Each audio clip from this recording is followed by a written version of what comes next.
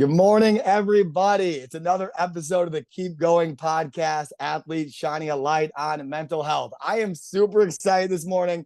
I got Sue Weber with me super early out there in Colorado. Sue, how we doing? Awesome. I'm so excited to be here. And, I've listened to some of your podcasts before and I don't know, I'm excited. Like you mentioned, it's kind of early out here, but I got my coffee and we're good to go. I appreciate that. And that was definitely something that we touched on before about having your coffee in you, not going too early so we can get the best you. And I appreciate you taking time, especially of an NFL Sunday. I know everyone's got crazy stuff to go with that. So thank you for taking time out of your day.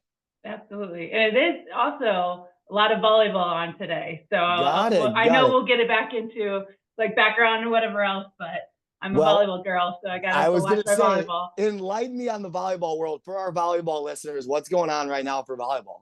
Oh, it's the last week of preseason, so it's like when different conferences play each other right before conference play. Of course. So there's some awesome matchups.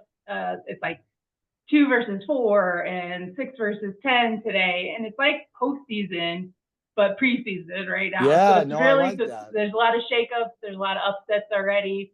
So it's pretty cool to see actually on TV, which is it's like ESPN2 and NBC, or it's like the SEC or ACC and Big Ten stuff. But no doubt. And I wasn't on TV when I was playing. I think it's cool. I think at this point in time, like having volleyball getting publicity and getting ESPN coverage and getting people that not only are watching it, but maybe learning the game for the first time. So I guess let's start there. We're already here somehow. So let's talk about volleyball and what it means to you. Like, I know volleyball has been a huge part of your life. Yeah, absolutely. So I didn't start playing until I was like 12 because that's when school started, 6th grade. So a lot of I started playing soccer when I was 5 or 6. You get into the county leagues or whatnot, and I played t-ball and that. Oh, I know you had a little bit of love for baseball and softball. Go ahead.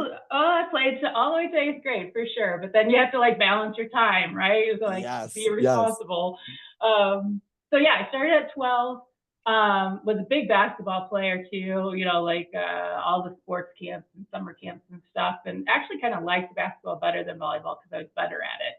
So volleyball was a lot of, hand coordination, but you're using your body to pass the ball and whatever else. So it's like a little awkward at it at first, but got into it, really loved it. Had some good coaches when I was in middle school and high school. Went on and played club and stuff like that. And then somehow our club director got the Penn State coach, the Illinois coach, the Michigan oh my goodness, coach, all in one area for a practice. It wasn't even a big tournament. It was a very small deal, and started getting some offers. So went to the University of Illinois and played there. I'm from Illinois. Big win for football on Friday, by the way. Got to shout out the Illini. Yes. I feel like people fell asleep and then woke back up and they're like, yes.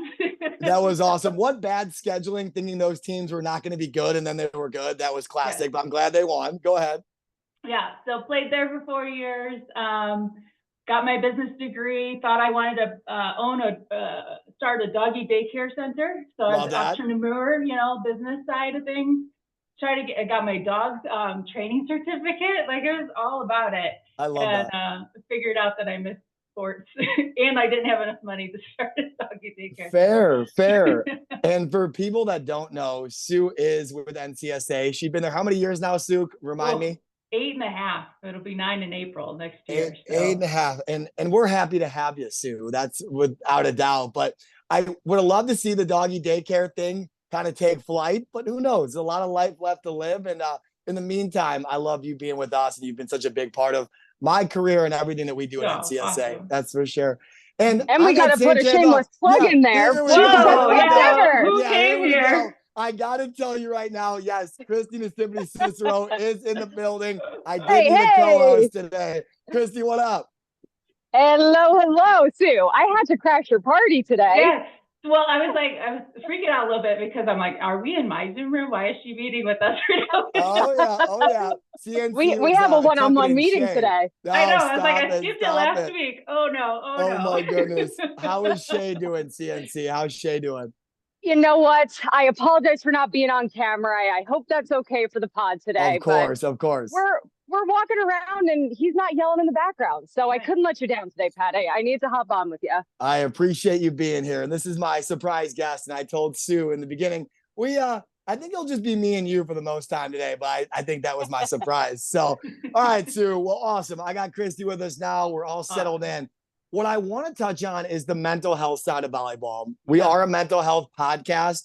And yeah, volleyball has been a big part of your life, getting bigger, faster, stronger, playing at a high level, coaching at a high level. Talk about the mental health side.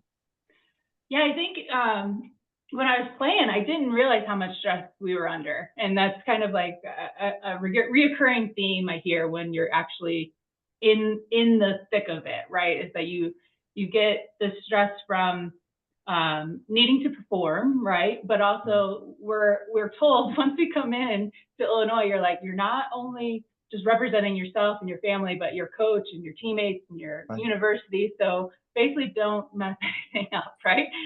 So there's that little extra pressure on that. I was a good athlete. I was starter all throughout high school and I didn't sit the bench and I didn't, I always started and I didn't start my freshman year at Illinois, obviously like you're supposed to kind of get better as you go through. Right. Especially during that time. Yeah. Right. So it's just like, there's that, well, I thought I was good and now I'm not as good or not as good as these other people. So then there's that extra pressure and just the responsibility of time management and going to class and I was a good student. I was on an honor roll in high school, all that stuff. And now I'm not getting straight A's anymore either. So right. All of that kind of compressed into this little stress ball that affects your mental health and it kind of affects your physical performance as well. And I don't think we made that connection back then, that you need to be a healthy person, both physically and mentally to perform your best. No, I agree. And that's a great answer. We're cooking already. I think with all of us in the room right now, working with hundreds and thousands of athletes, I think in this day and age in 2024, we see a lot of kids that are the best player on their high school team or the best player on their club team. And they get to college, they put their commitment picture up, and then all of a sudden they realize, wait, I now have to prove it again with more pressure, with tougher classes, with tougher competition, with other stressors outside of the court, off the field. I think that's a great point because I think a lot of people that I work with, a lot of families go, we did it, Pat. And I have to tell them, we're not there yet. Yeah, go ahead, Christy. Go ahead.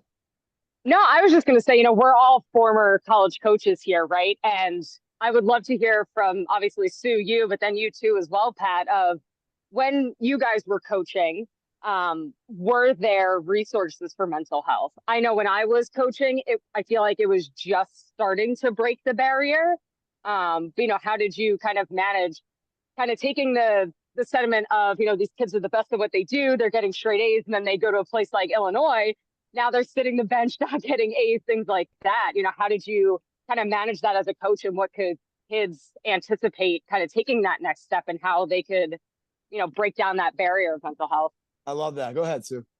Yeah, well, I'm a little older than both y'all, so I'm not going to take any of that slander. It's too early. I heard you just had a 26th birthday, but keep going. Yeah, that's right. For the like seventh time. Yeah. No, I think when I was playing, we definitely. Luckily, our head coach was very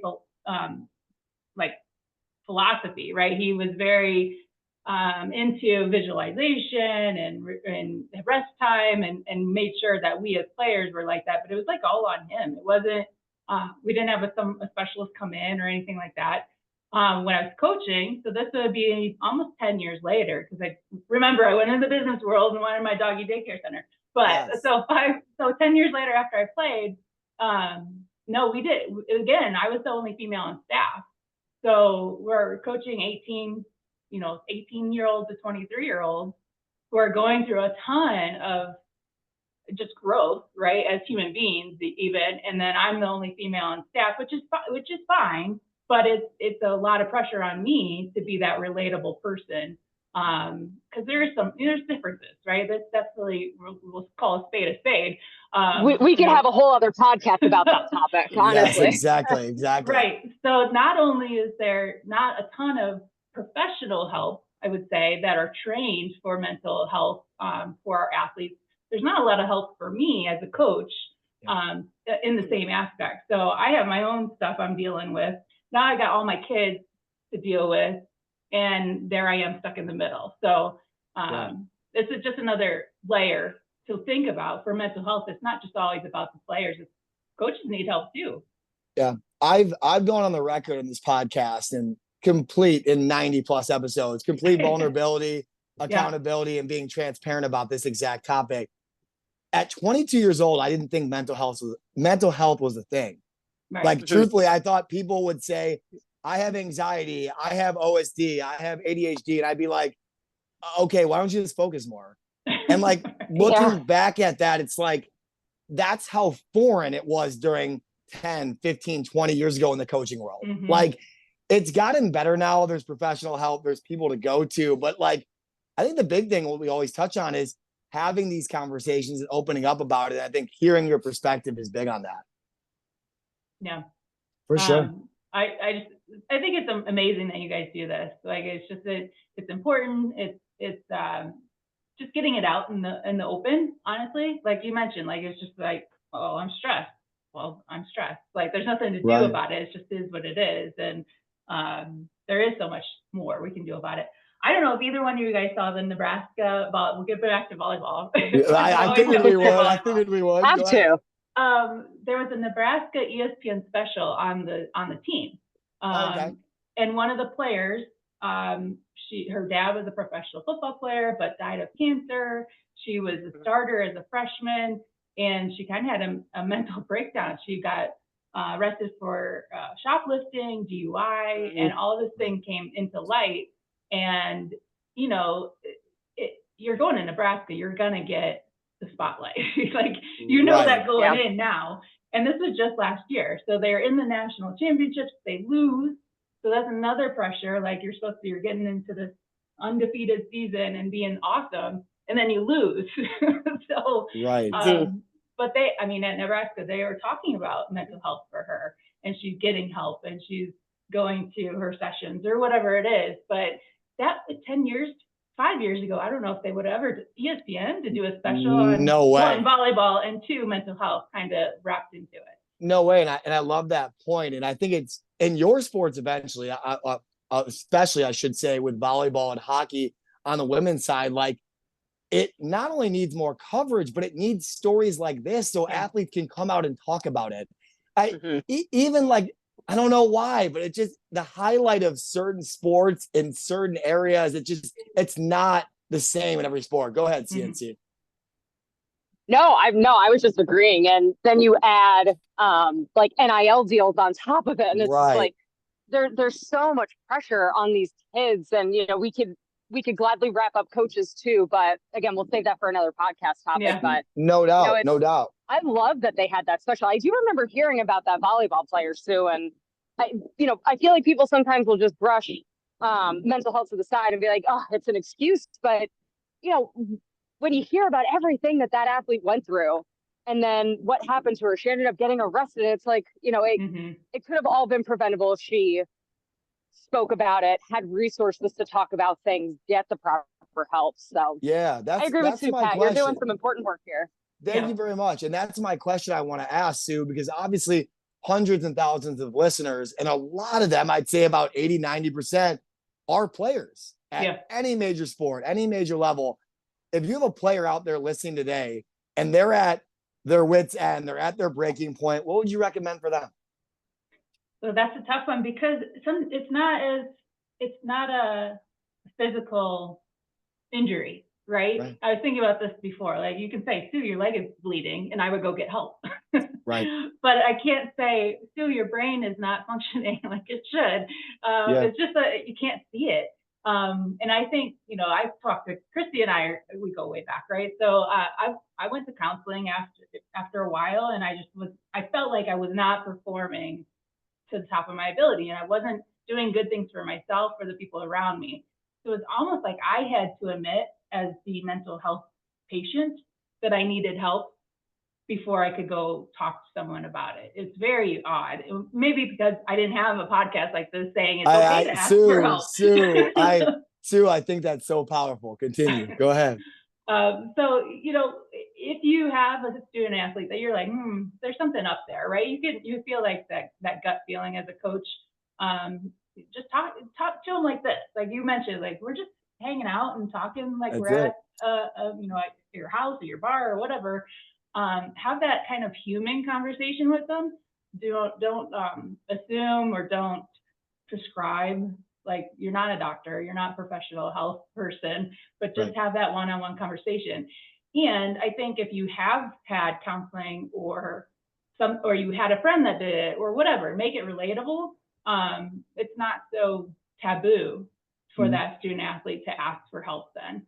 I think that's so big. It's simple, but it's not easy at the end of the day. And that's okay. But conversations like this, and hopefully with guests that we've had in the past that go out in different communities and different circles and spread the good word. That's why we're here doing this. Yeah.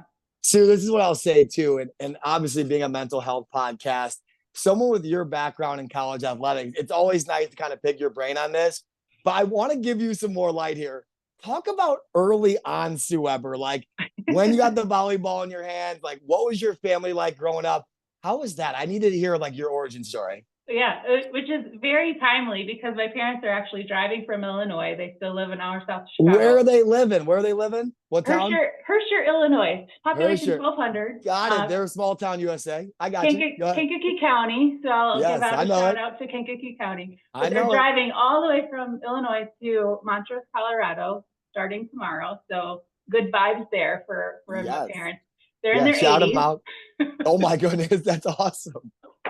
So that's kind of an insight to what my vision is of when I'm 80. I'm going to be driving cross country and, going to the mountains. But no, an older brother and older sister they're 8 and 10 years older than me. So I'm the baby.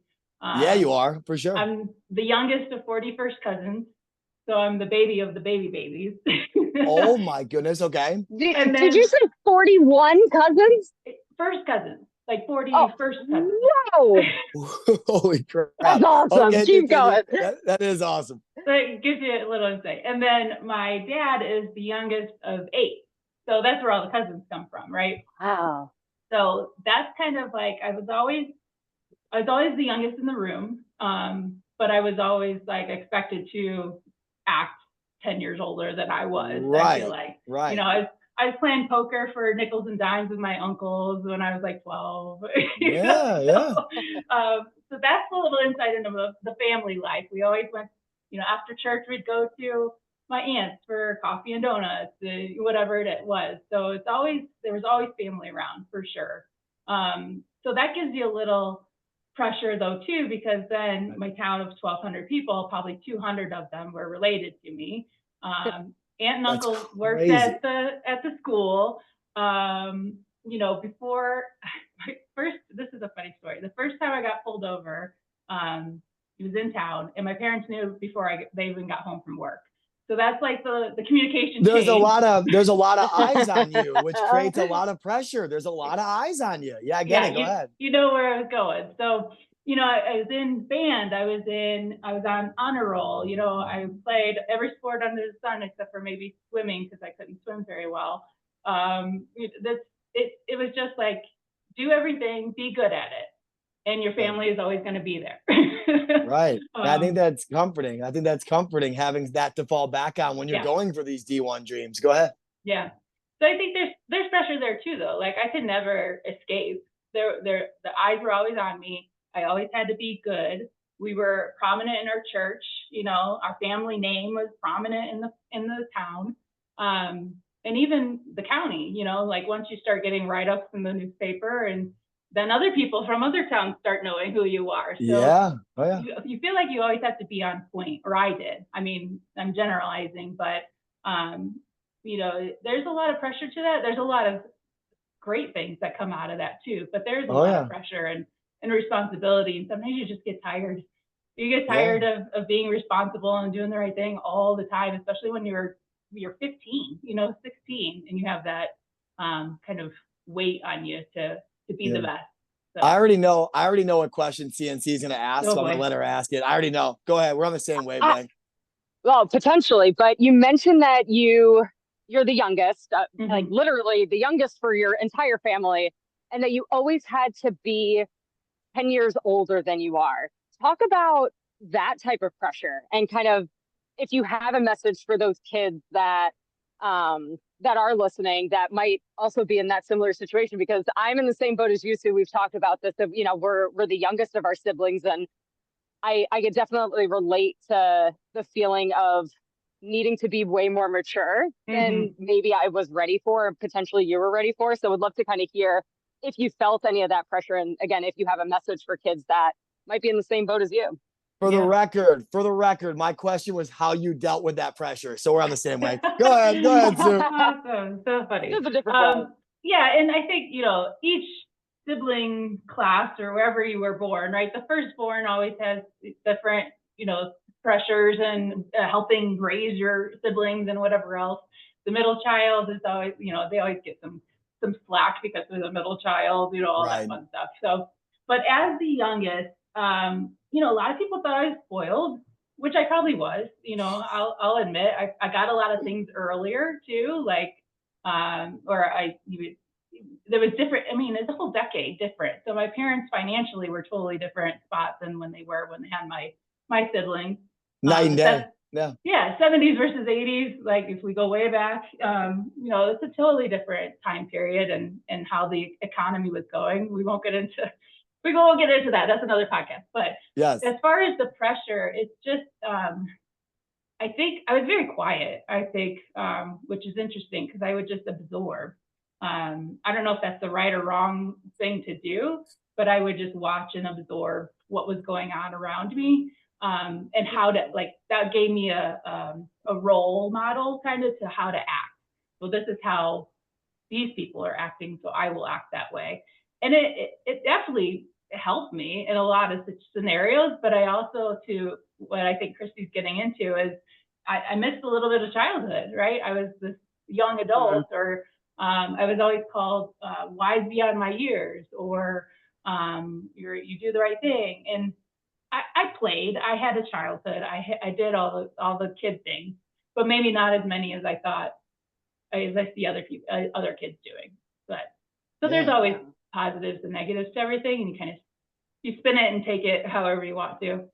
Yeah, Christy, I don't know if you remember Adam's episode. My brother was an all-state quarterback, 3-sport guy.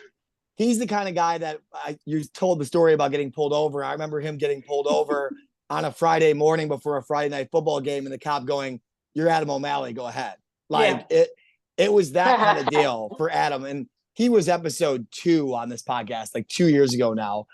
And he talked about having so much pressure to be great that he found himself looking back and going, I don't know if I enjoyed it enough. Right. Do you feel like you missed out on some fun having all this pressure? Do you feel like you felt it enough? Talk about that. Yeah, there definitely. I mean, volleyball is supposed to, any sport you play, right? As a student athlete, you play because you liked it. You have fun with it. And that's probably why you even started to do it. Either your friends were doing it, or someone said, hey, let's try this, or whatever. And it's fun at recess, and you're just got some energy and you need to go get rid of it.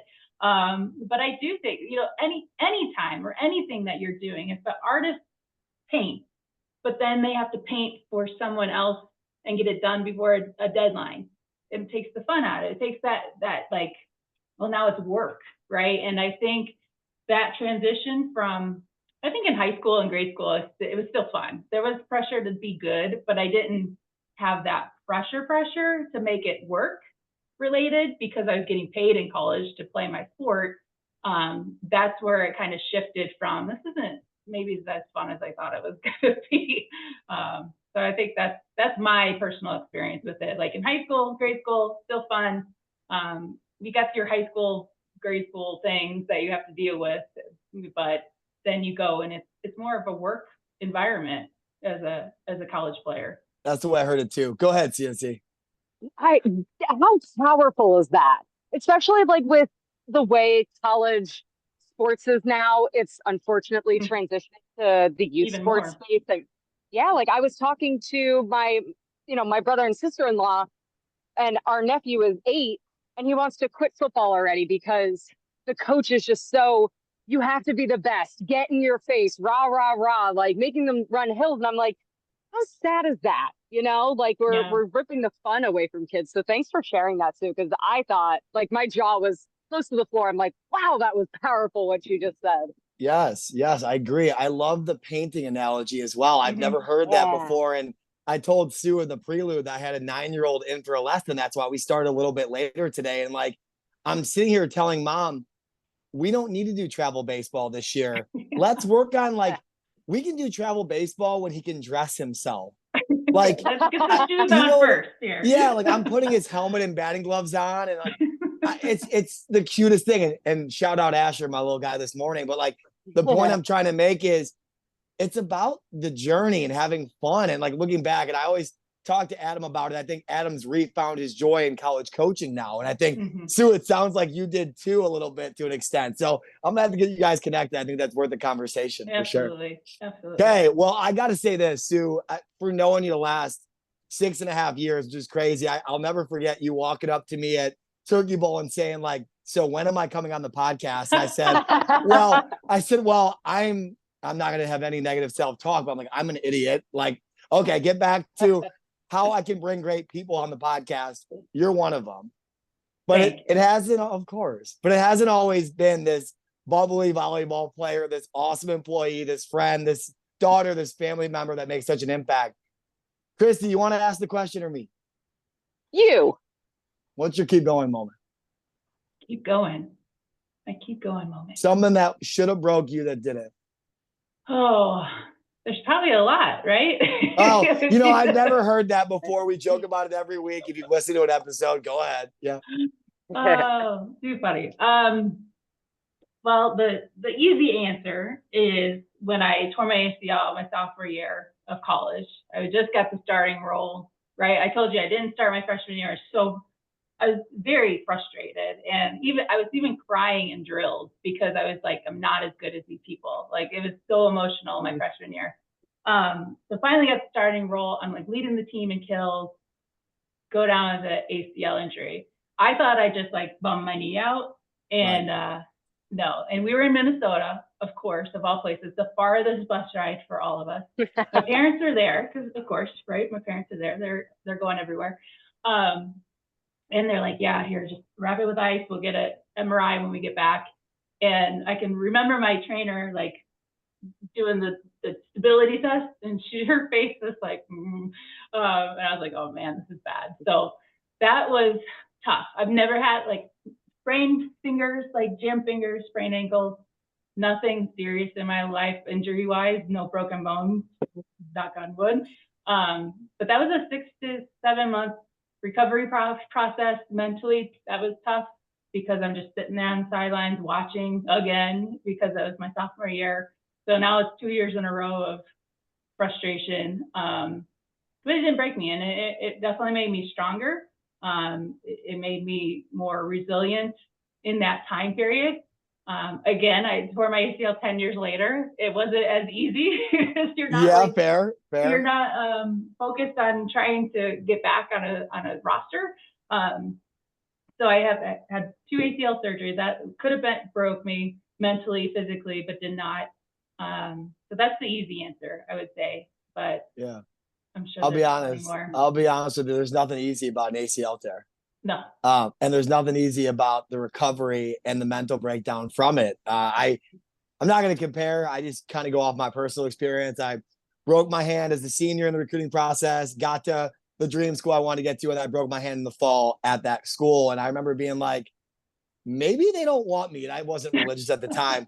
I'm like, maybe they don't want me to do this. Like, maybe this isn't my plan. Whoever, if it was God, the universe, energy, whatever I believed in at the time, like, maybe this isn't my thing. But I think the adversity, the friends that stuck by you probably along the way, your mom and dad, who I need to learn more about as we go on this podcast going forward. Was there anyone that was there for you during that time?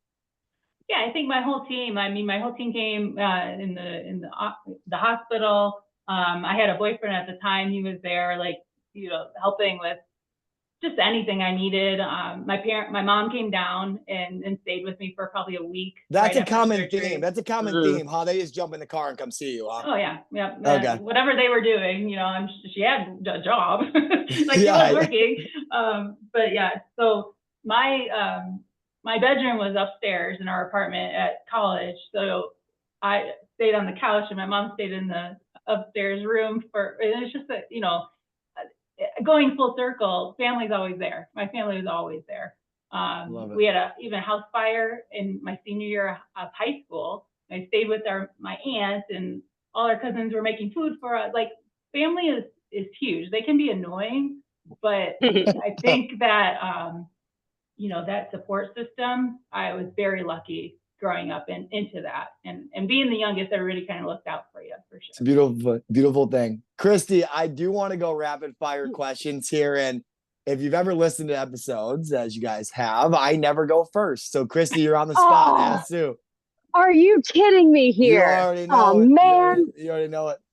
Oh, man, you're putting me on the spot. All right, I'm going to stick with your ACL injury, your keep going moment. You said you didn't play your freshman year. Obviously, sophomore year was a bummer. Tell us a little bit about your junior year. How did your junior year go? The junior year was our best year. It was awesome. I actually changed position, which was, so again, there's another crazy thing that's happening. So you play this position for 2 years. I was middle. It wasn't crazy because I played middle in high school and then outside for 2 years. Then I went to the opposite, the right side. But this is the best position. Like, I didn't think I would like it, but you get set, you get to block the players, the opposite players, your opponent's best player. You play all the way around. I got to jump serve, loving it. And we go, I don't know what our record was, but we went to the second round of the national tournament. We're like 18th in the nation. That was like an awesome year. So junior year was great. Senior year, lots of injuries to other players. I was good. I was solid. Led the team in kills, aces, digs, third in blocks and assists, which is unheard of. Like, that should not have happened. So that's the year I got my honorable mention All Big Ten team. So successful junior and senior year, I would say. I love that. We're talking to the GOAT of volleyball right now. Yeah. I don't know about that. No. I've had some really good volleyball players on here, but Sue, I mean, in the Big Ten, having a year like that, ow is what I'm gonna say. Go off, girl. Go crazy. ILL, man. ILL. Love it. All right. I'm gonna go a completely different direction, like I always tend to do. So I'm gonna go with this. I'm a young volleyball player right now. I'm a young athlete. You got one thing to say to them. What would you say? Enjoy. Enjoy it. Like, play all the sports you want to play all the positions you want to play. Don't, a lot of people will tell you, try to pigeonhole into one thing because you're tall or this or that. Enjoy it. Have fun. Don't lose that, like, the sparkle in your eye. I feel like some people say, again, I'll go back to family. My cousin was my 8th grade volleyball coach. And she said, you just get this sparkle in your eye when the ball's coming over. And I'm like, yeah, see ball, hit ball. Like, keep it simple. Yeah. Just enjoy it and enjoy, have fun, do everything that you want to. I'm a big believer in other podcasts make ours better. And I talk about Ed Milet's all the time. I've thrown in chats with NCSA, and like, he talks about people's face change when they give certain answers. I just saw that sparkle that you're explaining. Right? Go ahead, Sue. Go ahead. Yeah, CNC, you're up. CNC, you're up. I'm gonna ask myself my own question. I love it. I was referring to, like, I love when I see people's true reaction, and that was so keep doing that. Reaction. Go ahead, Kristen. I'm just gonna go pretty simple. That I feel like we always ask. But really excited for your answer in particular, Sue. What would you tell your younger self? Oh, it's gonna be all right. Yeah. It's you're putting too much pressure on yourself. Don't worry what other people say or think. Like, I'm a people pleaser. I want to fit in. I wanted to be the best at everything, but also fit in. Like that doesn't really go hand in hand. Yeah. Because people just get resentful or jealous or whatever it is, you know, like you're making them look not as good. If you're better than them, there is no like everyone's the same. Like it's just not going to happen. I think one of my favorite quotes that I found, I'm going to misquote it, but the general gist of it is that you could be the juiciest, sweetest peach in the world, but there's some people that just don't like peaches, right? And it's like the cup of tea, right? It's just be who you are. It's going to be all right. You'll find your tribe. You'll find the people that you gel with. It may take a little while, but it's gonna work out. You just keep plugging at it. That's it. And people are gonna get sick of me saying this quote on this podcast, but like, you don't have to be the main character in everybody's movie. Like those people don't have to be and those people don't have to be the main actors and actresses in your movie and your story and your journey. I think it gets lost in today's day because you want to be loved like that. Yeah. What does everyone want? They want to be loved and they want to be accepted. Yeah. Right. Belong to something, right? You want to belong to something.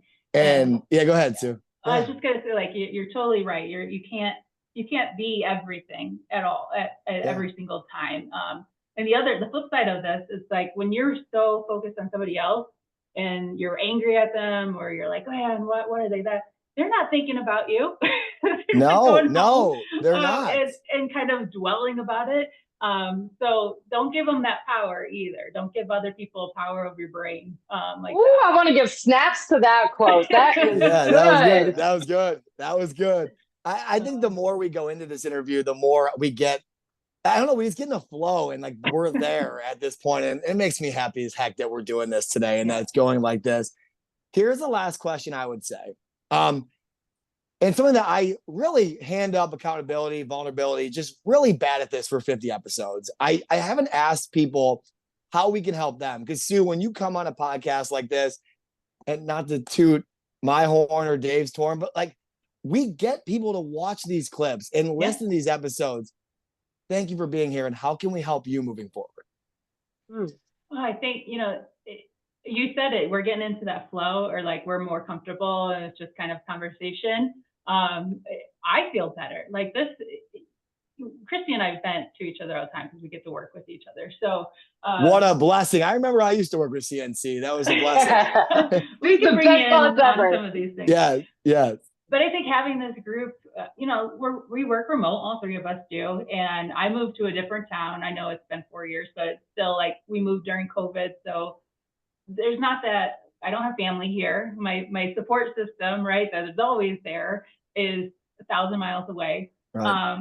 So finding these little groups and being able to text you, Pat, now and just be like, hey, I'm having a rough day, or hey, guess what? I'm, hiked a 14,000 footer today, whatever it was. 14,000 foot. Is that right? Yeah. Love that. That's impressive.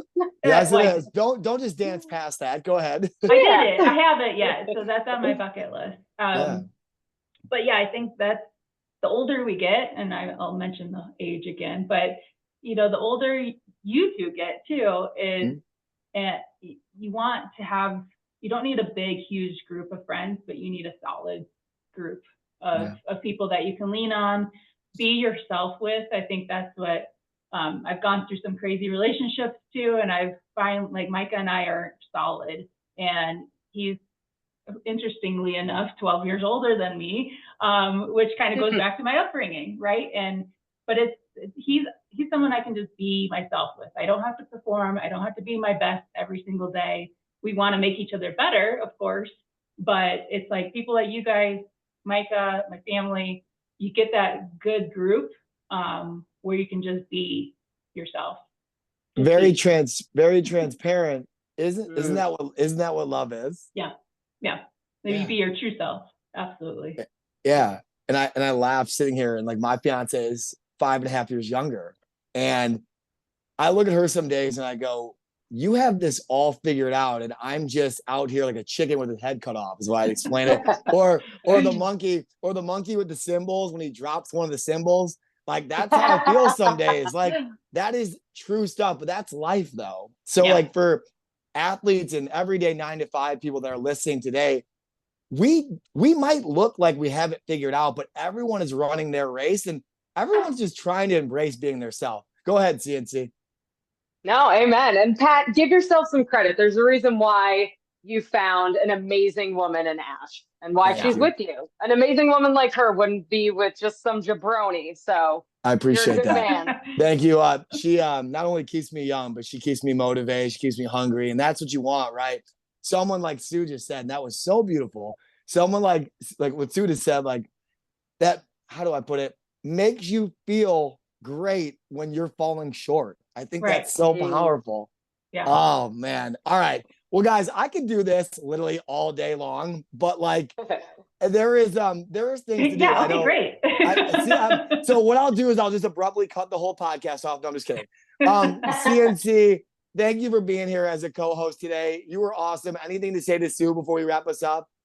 No, I mean, Sue, you know, I love you as a boss, as a friend, as a coworker, and I think we're starting to get into this family vibe. Pat, thanks for having me on as your co-host.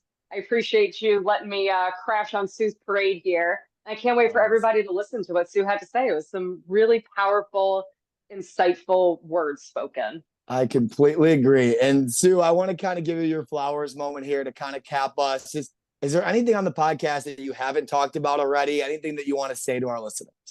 Yeah, you're reading my brain, which is kind of We're flowing scary. Now, Sue. We're flowing. Go ahead. So you asked her, like, the first question was, what's your break moment or what could have been? And I gave you the easy answer. I gave you the it's difficult to come over an injury and whatever else. It's not easy. That's not an easy answer. But heck no, I was motivated by it. It was a go-to answer. Like whenever it was like, what's your hardship in life, right? So that's my go-to answer. My nervous answer to give everyone is the reason I went to counseling. So I didn't go to counseling in college. I went to counseling when I was 29. Relationship was on the rocks, not the one I'm in right now. Alcohol use was skyrocketing. Driving home, not remembering, blacking out. And it's like, this is not me. This is not who, one, my family would be proud of. Two, I'm proud of. Was not proud of what I was doing with my life. And it was on the wrong track. So that's when I decided, and it was hard because you have to pay for this. I wasn't making a ton of money. I needed some help. So I think there's that moment where as a person that this is not how it's supposed to be. And I was strong enough to be able to go do, and financially in a spot where I could go get my help myself. But that's tough. And especially for 15, 16, even a 29-year-old, it was tough. So I would say to all your listeners out there, we've all been there. Look at all the past stuff that I've done. I'm in a very, very good spot right now, but there's that turmoil in the middle that everyone probably goes through. So you're not alone. We're here for you. Get yourself some help because you just need it. You need training on the physical side of things. You need to learn new things as an athlete. As a human being, you need to learn new things because once you're at a spot where you're not sure, you got to go get some training. So think of it that way, I would say. Yeah. So I was so close to getting through an episode without crying. Yeah. And that was probably the first time I've talked about it without tearing up. So I'm proud of myself. There's some crying for me, Pat. There's some other people that just a tumbleweed just went through the office. This is what I'll say, and that just hit home with me. As a guy that, as you guys both know, I lived in Chicago and I lived the whole bachelor life in Wrigleyville, and I had nights where I was like, okay, I'm happy to be in my bed. I'm happy that it was $5,000 and not $10,000. Like there's nights where you look back and you're like, wow, I need to figure this out. So that hit home with me because it takes a special person like my fiance, or it takes a special person like your mom and dad, or it takes speaking to a counselor, an advisor, a coach, a mentor, a psychiatrist, whatever it may be, that has more experience in this field than we do. But the common denominator there is, one, recognizing that you need help, and two, addressing the issue. And you look at you now, Sue, and it's inspiring. Like, the fact that I'm in here with two inspiring women like you guys today is just, it blows my mind. I mean, that kid at 24, 25 is sitting here today. Like, this is incredible. So if I didn't say thank you already, for one, for sharing that, and two, for both being here, because that's incredible. Go ahead, CNC. No, thank you for being vulnerable. And I hope you know how much of a role model you are to people. I could speak on behalf of myself that I look up to you. You are a topic of conversation in our household in the best way possible, Sue. But I mean, that's what this podcast is all about, right? Is being vulnerable, that no matter how dark our days get and what we've lived through, that's the point of life, right? And hopefully the listeners, I really hope everybody listens to this episode. Now, and obviously every single episode, right? We gotta put a plug in there for the Keep Going crew. But absolutely. Thank you. But seriously, Sue, thank you for being vulnerable, because this is what people need. And I think, what we go through as individuals, sometimes we feel like we're alone. But we're not. We really aren't alone. And, like you said, you aren't alone. So thank you. Yeah. Thank you. I completely agree. And I said this last episode, and I'll say it and I'll wrap us up. Like, this is Suicide Awareness Month, and there's a lot of stuff going on where people think right now that this is what life is. It's dark. You're by yourself in this. You're not. If this is your sign today on this podcast, please reach out to myself, Christy, Sue, David, obviously Jackie and Luke were our past co-hosts. Adam was a co-host at one point, Zach Gale. If this is your sign to reach out to somebody in our community, please do, because we're better with you here. And what is the quote? Broken crayons still color. That's the darn truth. Yeah. So, all right, guys, I love you guys. I will wrap us up. I hope you guys have a blessed rest of your Sunday, and keep going, guys. Appreciate the time. Thank you so much. Yes. You too, guys. Thanks, guys. Bye.